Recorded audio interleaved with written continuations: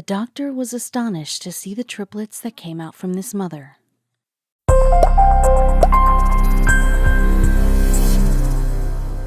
Every parent experiences a mysterious and wondrous journey along the way, no matter how their children come into the world. Nonetheless, the couple below, Rachel and Aaron Halbert, have a more surreal story than any other couple. The medical professionals could not believe their eyes as they brought their triplets into the world. Something was out of the norm, or perhaps even wrong. A few of the hospital's medical staff also wondered whether something had happened previously, or if the Halberts had concealed evidence from their doctors and loved ones. Even the other members of their family could not believe the pictures, such as the one above. Eventually, though, everyone would find out that Rachel and Aaron Halbert had orchestrated this fantastic, extraordinary birth right from the start. Rachel and Aaron Halbert hailed from different corners of the world. Within the Mississippi Delta, she had a typical childhood, and meanwhile he was born and raised mostly as a son of evangelical missionaries in Honduras. She was not familiar with racial diversity, but as the only blonde-haired, blue-eyed boy in his old neighborhood, Aaron knew it very well. As a young adult, Rachel started going on mission trips to Haiti. In the hope of finding more roles and expertise, an action plan will be developed shortly afterward. What has life stored up for her? They knew about each other in 2004 during a blind date. It was basically love at first sight. They have both been modest and wanted the gospel to change things for the better. The pair were missionaries as well. From that day forward, they believed their plans for the future would contain a wedding and a family. They were not in a hurry, though.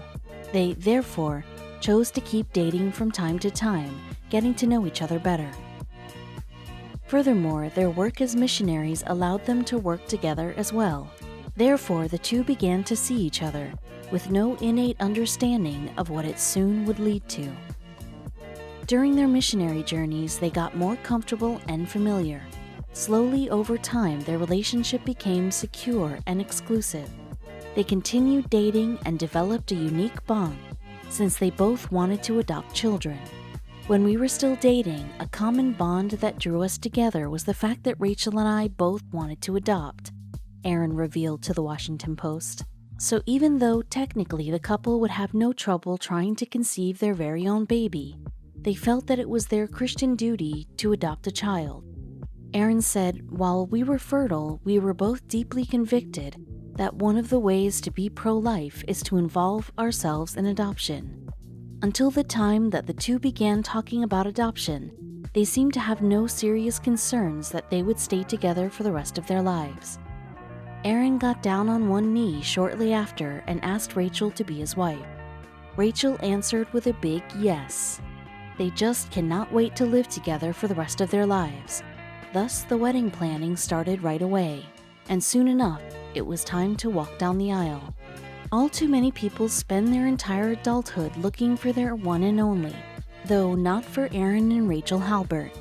They had not only met each other early on, they exchanged even their profound beliefs. The bride and groom exchanged heartfelt vows at the altar in 2006. Although the now married missionaries were desperately ready to have children, they agreed to wait.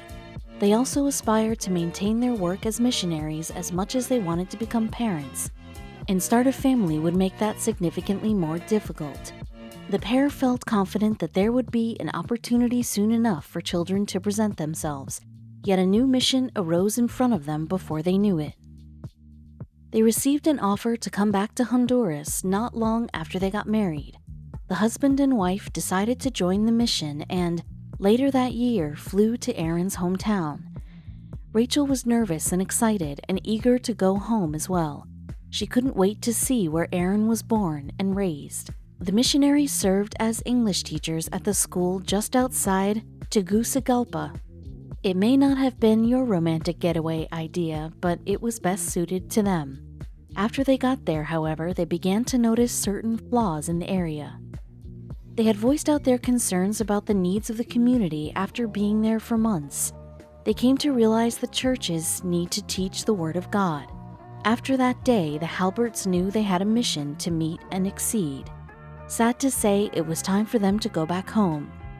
They were trying to stick around and improve the situation, entirely had other plans. Still, the community wasn't entirely overlooked. They went straight back to Mississippi right after they finished their mission, and all were satisfied with their work there. A breakthrough awaited them at home. They settled back into their old everyday life, and somehow Aaron had another lifelong goal. He always talked about wanting to get a Master of Divinity, which is the first pastoral degree in the States.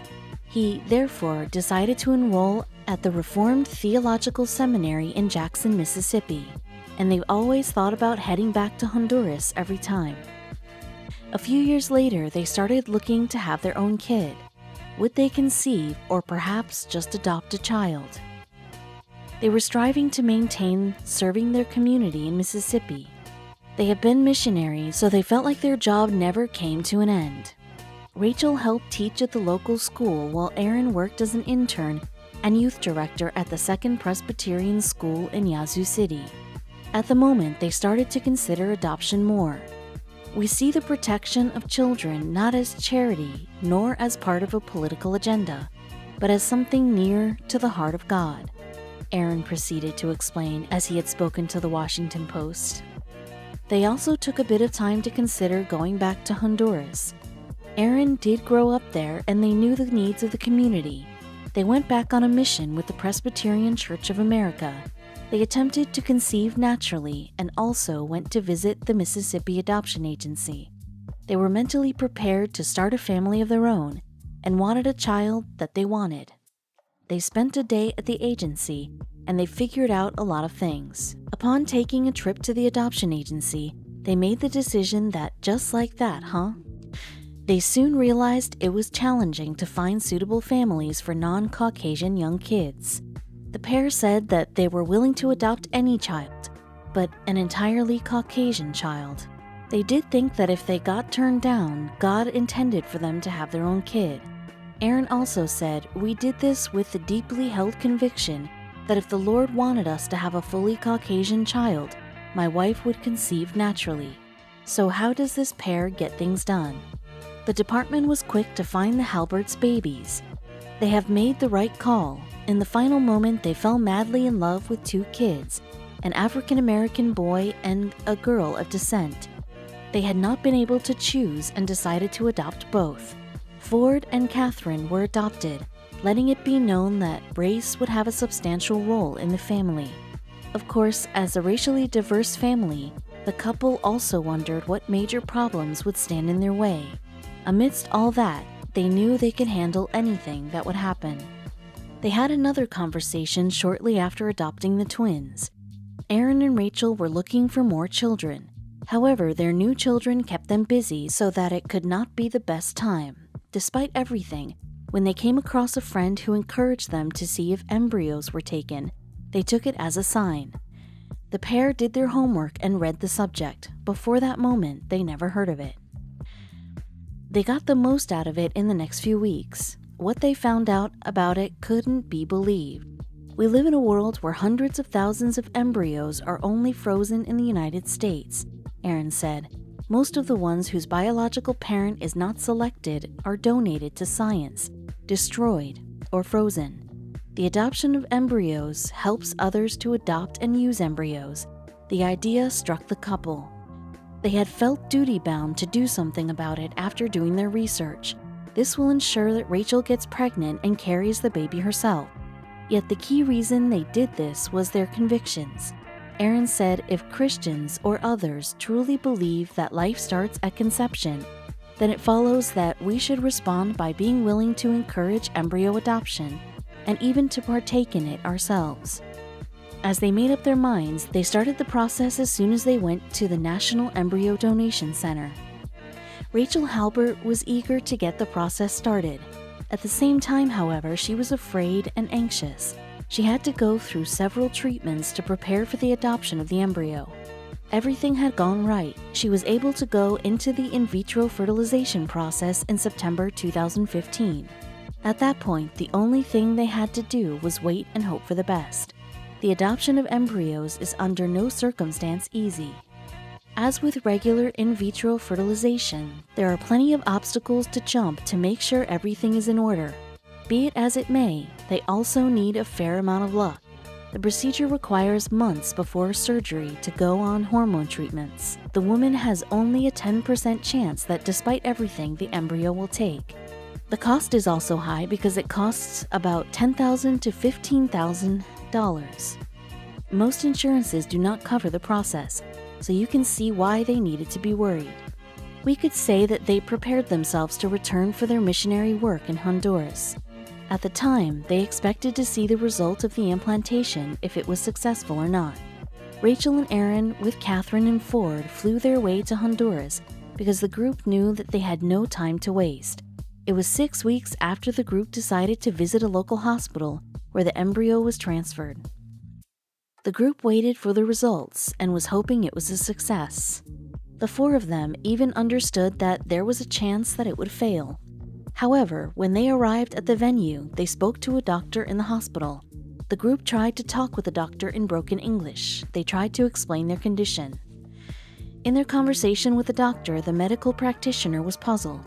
He understood the meaning of in vitro fertilization, however, he was not sure if it was applicable to the situation. The doctor asked the group if they were confident that only 2 embryos were transferred.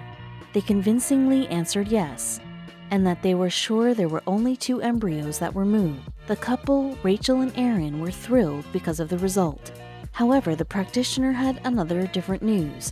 Later, they would realize why he always asked how many embryos were moved. The Honduran medical practitioner exhibited the result of the ultrasound to the couple. The pair understood it immediately that Rachel was carrying 3 fetuses. They would be having a triplet, which would make them a family of 7 people. The couple could not believe how it happened, but they were still happy. They thought it was a sign from God and everything was according to His plan. The 2 planned to have a big family, and now they were getting their wish granted. The couple, Aaron and Rachel, were excited about their triplets. They could not wait for their children to arrive. However, Ford and Catherine were much delighted with the situation. The father of the triplets posted on Facebook that, "I felt sheer delight during this pregnancy watching my son and daughter, with his dark brown skin, her with the ringlet hair and slightly tan skin, kiss my white wife's growing belly. Each evening they say goodnight to those 3 growing little girls in her belly. The kids were even exhilarated about their little sisters. Later, it was time to welcome their triplets into their family." In the year 2016, Halberts welcomed their newly born triplets, named Anne, Whitley, and Riley. The family did not plan the 3 little angels at the beginning. However, it was a blessing for them when the little ones came into their family. The father shared, "Oh, how thankful we are for God blessing us with these sweet little ones He has placed in our care." The triplets with their other children were a wonderful gift to him. He also stated, "As I look at my growing family, I prefer to take it a step further, daring to hope that our family picture is a little hint of heaven." The triplets might not be related by blood to their family, yet the couple, Aaron and Rachel, were glad they were part of the family. They were proud to call them their newly born children, their kids. The pair loved to have an interracial family. The father stated, "The beauty of a multi-ethnic family is found there in the fact that the differences are the very thing that makes ours richer and fuller. It forces you to think in a new way about the way you think, speak, act, and live. There is something beautiful and enriching being the only white face sitting and chatting with some of my African American friends as my son gets his hair cut on a Saturday morning." The whole family got many supporters all over the world. Aaron said, "It's been heartening to see virtually all of our friends and family express overwhelming support for our family and the unusual ways we've built it. The family was so happy about achieving their dream." The father added, "In our minds, we are just living out our dream, a dream that may not look like the average family, but one that we are thankful could come true in light of our country's history." However, some people did not agree about their decision to be a multi-ethnic family.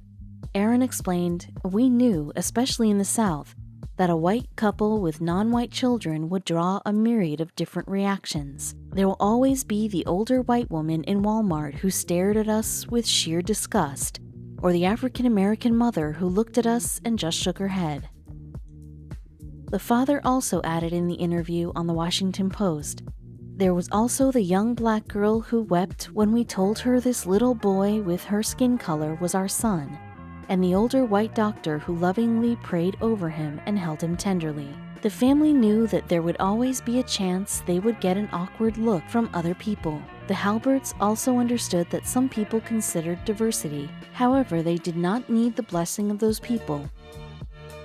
Aaron stated that one of the central themes of Christianity is, after all, that God, through His Son, is calling people from every tongue, tribe, and nation. Grasping diversity will make the world more reliable as we marvel at God's creative genius on display through His people's different pigments, personalities, and proficiencies. Our differences are cause for celebration, not scorn. Rachel explained to the public that embryo adoption can also be complicated for the donor family. "I know the decision to donate your frozen embryos for adoption is probably the hardest you'll ever make." She also felt pity for an individual who yielded their child because of their reason. She stated, "It can be so painful to know that someone else is raising your biological child.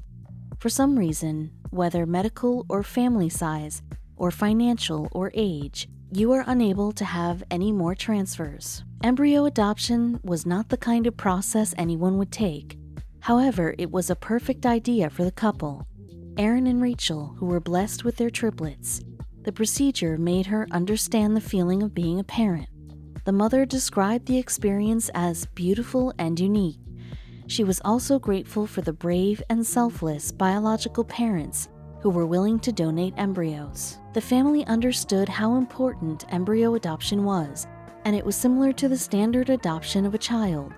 They also knew some people knew about the process. In reality, millions of embryos are waiting to be adopted. The 2 embryos that were transferred were resting for 12 years. Rachel stated, "We were not saying that those lives are any more important than the lives of the babies and children waiting to be adopted all across the world. No, they are not any more important, but they are no less important either. All of our children's lives are values." Most mothers would tell having a child was a great way to minimize their free time. If we thought about it, the Halbert had 5 kids in their family. This household would surely be lively because of their children. Rachel adored taking care of her children. She stated that, "I would imagine that my life as mom looks a whole lot like the life of any mom. My days are filled with feeding 5 hungry kiddos, changing lots of diapers, tending to household duties, shepherding little hearts, loving on and playing with all 5, doing/learning how to do the hair of 4 beautiful girls and 1 handsome little guy, and finding a minute or 2 to eat some food myself." The Halberts planned to have an adoption in which they were prepared if something miserable would happen. However, their decision resulted in a blessing. Rachel wanted 4 to 5 children in their family, and her wishes were granted immediately. We could say love could make a perfect family. Their children were also happy in their life with their parents. The couple, Aaron and Rachel, were loving parents and taught their kids some proper manners. We hope their kids would have the same feeling, kindness, and perception as their parents do. Did the family want any more kids after their triplets? We cannot answer that yet. However, Rachel explained, "We'll see what the future holds. For now, we are enjoying this phase of life right now. The only thing we know that they were busy taking care of their children." The couple anticipated their family story would make people contemplate embryo adoption. We could say they were happy to have kids because of the process. However, it did not affect their jobs as missionaries in Honduras. The triplets were not welcomed into their family and they moved into Tegucigalpa. The couple, Aaron and Rachel, shared their story to those who needed their experience. They also helped each other with the responsibilities of their children. However, Rachel became a full-time mom, and we could not blame her because she was having fun taking care of her 5 kids even though the Halberts were still spreading the gospel to everyone. Rachel and Aaron did their job as missionaries in Tegucigalpa. Their kids were growing up in Honduras and America. The family had a photo which was different from other portraits. The Halberts loved each other so much, which made them a real example of a warm family. The couple showed us everything that they preached. They showed how kind and affectionate they were with their children. It also showed the true meaning of humanity. It indeed was a fantastic family story.